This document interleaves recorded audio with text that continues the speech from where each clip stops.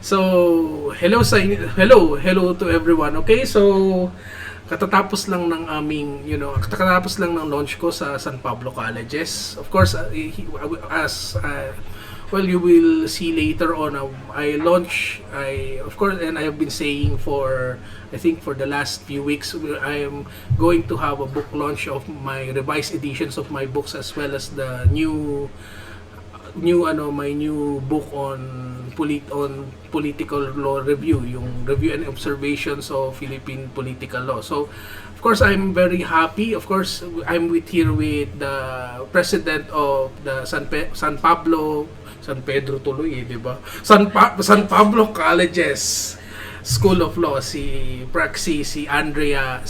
Miss Andrea.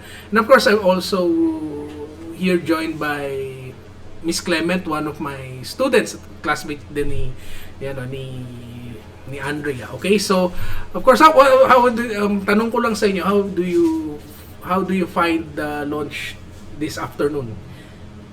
Attorney, this is a first time po dito sa San Pablo College. If I'm not mistaken, kayo po ang first na lawyer, professor, author namin na nag-launch. Tama po, Yes. Ma'am Clem. Parang bago to sa amin, sa council, tsaka sa preparation, medyo na-excite kami kasi ako, first time kong maghawak ng launching, ganun pala yung nagagawa ng launching. And at the same time, ito yung transitionary period namin na from online to face-to-face. Ito na yun, bago na, bumalik na tayo sa normal. Yes, well, balik naman sa normal, although I still do online naman. Ikaw talaga. Hintayin natin syempre. But of course, kasama naman na sa way of life natin, nasa 2025 na tayo di ba? So, yeah. Pero it's good that we're really now back to this, yung normal phase. I think naman na in-acknowledge na rin ng LEB, magkaroon na yata sila ng studies, di ba? Although of course it still depends on the professor pa rin naman di ba? Kasi it's still an issue on academic freedom kasi may mga shy type na professor mas prefer nila online, di ba? May mga ganyan may iba naman kaya naman pareho, di ba? But of course ang hindi pa rin nababago is of course the things that we need, di ba, para sa study natin, di ba? Yes, okay. Now ganito, of course we have already since we already had this launch this after, of course there is something that we have to introduce kasi well dapat kasama sana sa launch, pero of course right now it is not yet available in of course in CentralBooks, be it in the physical or online store. But of course this was first offered here this afternoon dito sa San Pablo College. So what we have here is of course this is a new release of Central. So this is well, let's see. Okay, so we have here my pre-week reviewer in political law. Now, just to have a brief introduction to this book, okay? So, well, in this brief in this book, of course, if you would see, of course, this is not just the book that is going to be released by Central. Actually, Central has tapped 8 different lawyers to write for a pre-week reviewer in bar subjects, diba? So of course we have already 8 standard bar subjects. So right now what has been released already was the commercial law review of, I think, Judge Tambasakan, and the remedial law pre-week review of Judge Udarbe. So this is the next one that was released by Central. This is my pre-week reviewer in political law. This is mostly favored for those taking the 2025 bar examinations, and hopefully for other bar examinees who would be able to get or get a copy of this book. So of course this is now going to be available, I hopefully this week in CentralBooks, all in their physical and their online store. So what can you say about this of course this alam ko baka nalulunod na kayo, dami ko ng libro Yes, so anything na ano, I think naman most of I hope that this book, of course, so this book would be able to, to help the bar candidate, 'di ba? Kasi 'di ba iba-iba naman kasi ang approach natin, 'di ba, sa bar. So you think, third year ka na, Andrea. So anong plano mo? May naiisip ka na bang plano sa bar? Of course, attorney, syempre, sa bar, taking the preparation sa bar, syempre, pumipili ako ng magagandang libro. Marami kaming, actually, attorney, marami kaming professor author sila, and including you, attorney, Yes. na yung mga libro nila, hindi boring. Meron nga kaming isang prof merong mga jokes. Pwede bang name drop kung sino? Hindi, kilala naman natin. Yan, meron mga jokes yung kanyang libro. Kaya, with your books, attorney, syempre, ako na yung constitutional babies nyo kami. Simula doon parang nasubaybayan namin na yung libro nyo, sila yung mas pinadali na mga discussion. Yes. At saka maganda yung, one, I can comment sa CentralBooks, maganda mga font sizing nila. Malaki yung basa? Malaki. Sa aming malalabo ang mata. Ewan ko sa'yo, kapatid. Di ba, sa akin, malinaw. And then, yun nga po, mas madali, mas pinadali, kagaya namin mga law student na mga baby pa, nung consti days namin. Sure ako, attorney, yung political law, although ngayon nakita ko siya today, lalo na yung rev kanina ng political law, sure ako na mas madali at saka mas mauunawa namin kasi nga mas madali namin naiintindihan sa discussion pa lang, reading between on our own, mas madali po namin na maaaral. Yes.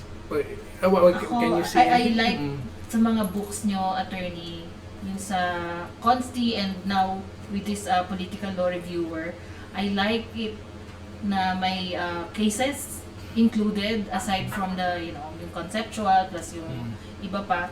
I love yung reading na may kasamang cases and then may ibang, yung mga nasa footnotes na we can further read. Kasi ganun din yung concept ko sa pagsusulat ng science articles. I'm a science writer, so palaging ganun, meron kang ililid na ibang babasahin pa. And mula dun sa Consti 1, Consti 2, and then dito sa book ng political law na reviewer, ganun din yung nakikita ko. Ang daming pwede mo pang aralin, basahin, and it's provided all here in the pages of your book. So, congratulations and thank you for producing another excellent book for law students like Okay, us. Andre, nabanggit mo kanina, ano yung nabanggit mo tungkol sa parang papel? Sa font? Sa font. Sa font. Kagaya ko kasi, hindi naman sa bias ako sa Central Bookstore. Ako kasi malabo ang mata, attorney. So pag maliit yung font, di syempre medyo mahirap sa akin.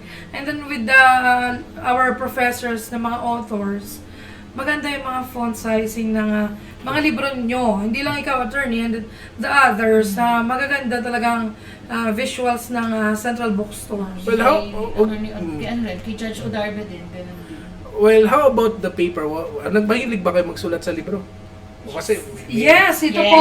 Siya po talaga ang aking, nabanahan ko siya na nagsusulat. Makapal ang Ganda yung paper. maganda yung Yun. paper. Yes. So it's comfortable kung alam ko Clement fountain pen enthusiast ka eh. Oo. Diba? So Collector. is it good if you use fountain paper here? Pwede naman po, I use yung mga fine nib pens and also mga gel pens. Maganda yung paper nila. Plus, highlighting din. Kasi I have another book from another group of provider din. Minsan, highlighter pa lang, it bleeds on the other side of the paper na. Pero sa CentralBooks, ang ganda ng pagkaputi, yung whiteness Makapal. ng paper, tapos yung thickness maganda. Okay, all right. So here we have it. So this is my new release for 2020. Of course, as I said, we have launched this afternoon yung mga previous books ko on constitutional law, as well as I also launched my political law book, the comprehensive political law book, yung review and observations on Philippine political law. Then of course, this is part of the project of CentralBooks to provide for pre-week reviewers this coming bar exams, and hopefully to be used also beyond. Okay, so this is my contribution. This is the pre-week reviewer in political law. So as I said kanina dun sa launch, including this, of course, you just have to wait a few days because kasi marami na kasing ano ngayon di ba? Online na ngayon ang submission di ba? Online na. So ayusin pa ng Central dun sa online. So when we speak of online, we speak of their particular websites, www.central.com.ph, as well as sa kanilang mga Shopee and Lazada. Yes, sa Lazada. Kasi alam ko, iba nag-Shopee, mas prefer na ngayon mag-online shopping ngayon, di ba? Voucher na lang ngayon kasi, di ba? So this would be available as part of the pre-week reviewer series of CentralBooks. So I hope that our bar examiners, as well as those who is just reviewing now, would be able to appreciate this latest work, particularly if you need something for your study during the pre-week. Okay, so thank you so again, ulitin ko ulit, Andrea, thank you very much for accommodating me in the launch of my book this afternoon. I know naman that you really appreciate you